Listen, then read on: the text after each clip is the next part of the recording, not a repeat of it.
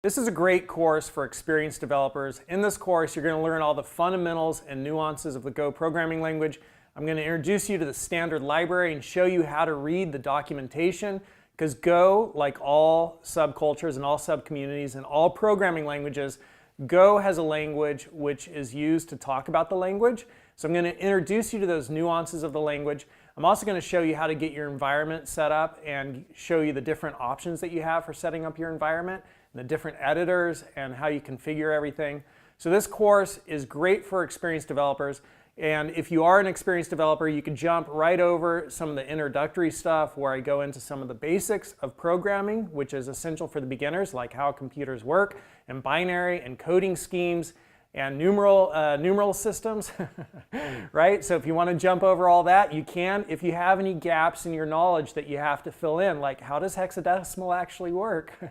What is a coding scheme?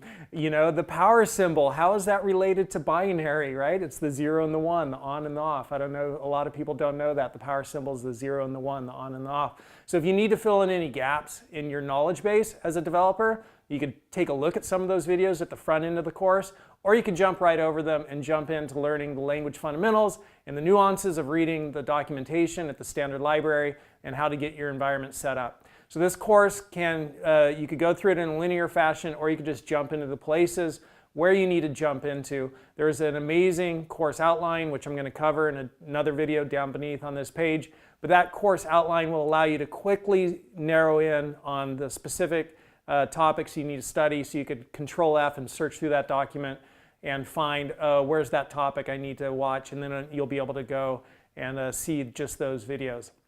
So this is a great course for experienced developers. There's a ton of content here, a ton of hands-on exercises with solutions, and I know that this course is going to serve you really well. I've put millions of experienced developers through my trainings, literally millions, and I have tons of great reviews.